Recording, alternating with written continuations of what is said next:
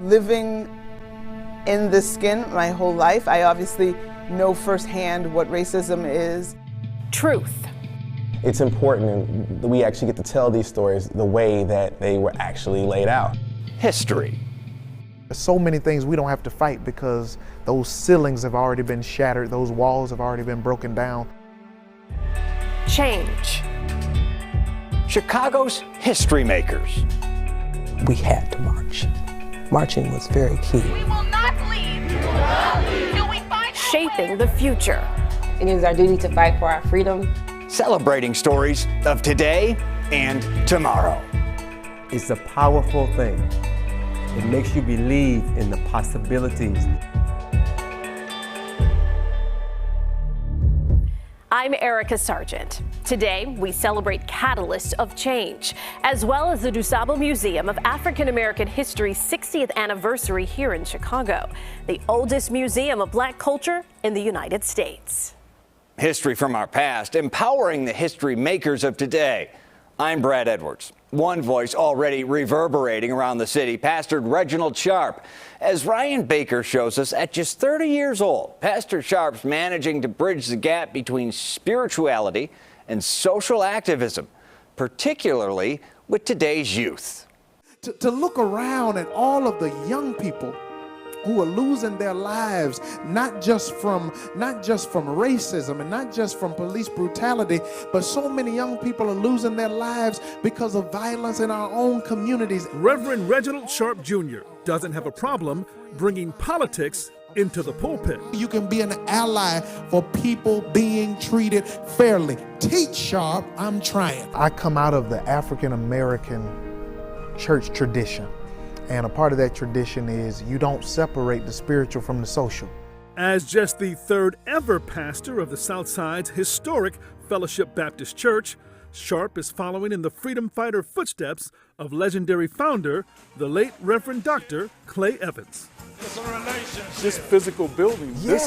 this is a symbol of the civil rights movement in Chicago. Yes. These steel beams and frames sat for 7 years. 7 years. Because Reverend Evans defied City Hall and said, I'm going to welcome Dr. King to Chicago, to my church. So I'm reminded as I stand in this building, this sacred space, standing on the shoulders of Reverend Clay Evans, standing on the shoulders of Pastor Charles Jenkins, that I have to continue that work. The Atlanta native is also connected to Dr. Martin Luther King Jr. as a fellow graduate of Morehouse College. You know, he talked about this beloved community. And that's what I'm working towards. I want everybody's humanity to be respected, valued, and appreciated. But Dr. King's decades-old message of nonviolence doesn't resonate with some of today's younger generation of social activists. Believing that the Black church is still a catalyst for change, Pastor Sharpe took part in several peaceful protests after the police killings of Breonna Taylor and George Floyd. We were dealing with a double pandemic. One pandemic, systemic racism could take your breath away, literally. And then the other pandemic, which is COVID-19, it could take your breath away. So me going out and protesting, me preaching a social gospel, me using my platform and privilege as a pastor to help bring awareness to some of the social ills, it's because I'm connected to that revolutionary, and I'm connected to a people who have throughout history been revolutionary. Even outside the church, I said, you guys have made a statement, Black Lives Matter. It means something here at Fellowship. The church and political leaders, spiritual leaders, our work is to help direct that anger. And because anger is an energy, we got to direct that energy towards something that could be positive and productive and helpful for our communities. We shall overcome someday. Yes. Is that day coming soon, that we're going to overcome? I pray that is my hope. We are certainly in unprecedented times, writing new history lessons every day that our children will one day learn about. We've witnessed immeasurable suffering, not only from racial injustices, but also the pandemic. Through it all, Dr. Ngozi Ezike has been the calm yet commanding voice we've needed over the year. She sat down with Dorothy Tucker. My name is Ngozi Ezike. The leader. I'm the director of the Illinois Department of Public Health. Guiding the state through the worst health crisis in recent history. Our knowledge of coronavirus increases every single day. Unlike past directors whose names we barely knew, if you are sick, stay home. After 151 press briefings, many of them daily, again, we are asking that everyone do their part. This director, who happens to be the first black woman to hold a position, was thrust into the spotlight.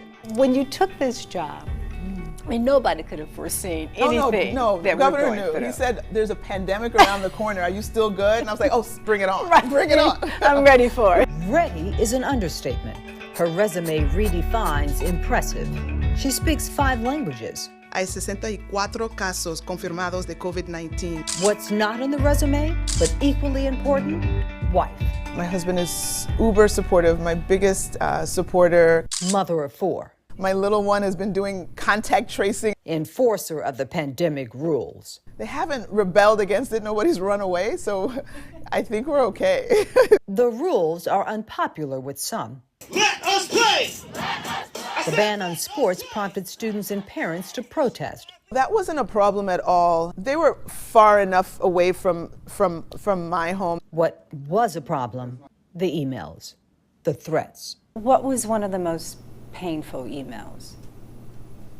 Oh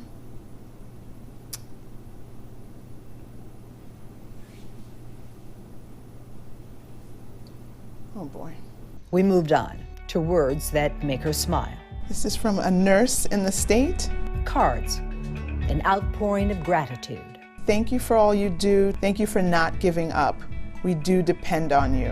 While she appreciates the personal notes, Dr. Ezike is quick to credit her staff. I don't want to be the headline, right? Like, it's about the work, but there are 1,200 people that are doing the work. Stressful work, setting policies to slow the spread of the virus, stop the deaths, and equitably distribute the vaccines. We've taken tough decisions that are just not popular. Decisions she stands by, despite the backlash.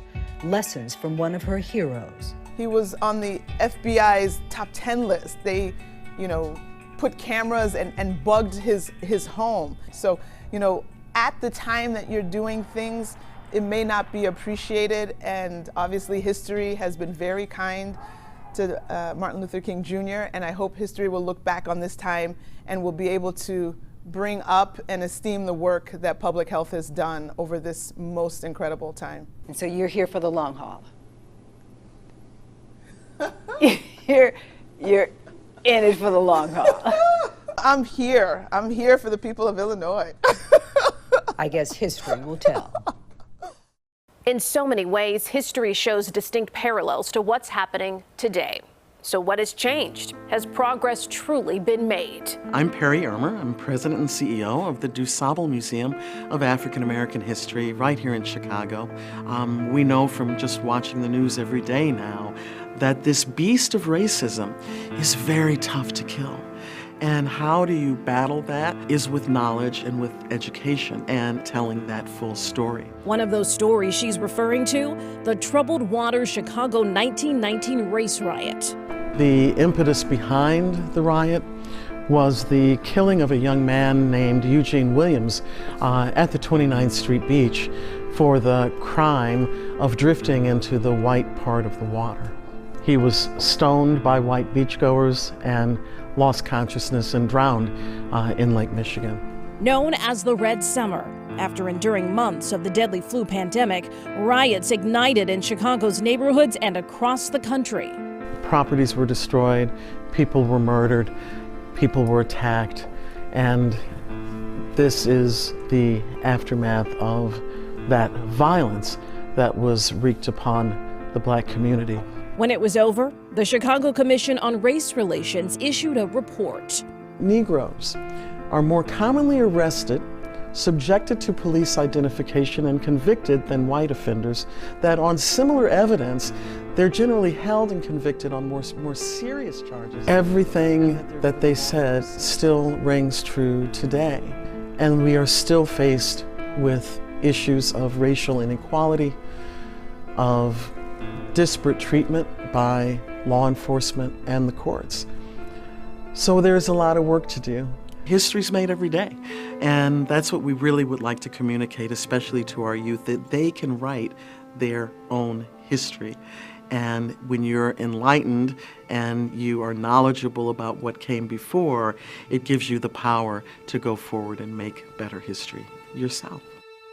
While visiting Chicago in 1966, Dr. Martin Luther King Jr. said, "I'm still convinced that there is nothing more powerful to dramatize an injustice than the tramp, tramp of marching feet." 55 years later, Jaquie Algee is committed to continuing the march for change. If you will not stand up for something, you'll lay down for anything, and I refuse to do that. Fighting from her roots, a family from the Deep South, marching with Dr. Martin Luther King. Getting beat, and getting spat on, and getting jailed. We had to march. Marching was very key because it drew the attention to whatever the issue was, and for them, it was freedom. Jaquie Algee now carries the baton, not only marching, but mobilizing the masses. Like leading the charge of Women's March Chicago as board president and founding member after the election of President Donald Trump. The march is to a movement. In 2017, 250,000 came out. Then 300,000 the next year amid the Me Too movement. 2 decades ago, Algee also helped organize one of the biggest marches ever on the nation's capital, the Million Mom March in 2000.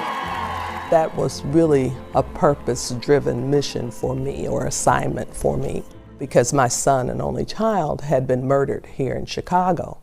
And I vowed until I joined him that I was going to always fight to end gun violence. Today, she mentors and trains the next generation of activists. I used to have a concern about how things were going to be once I stopped doing the work.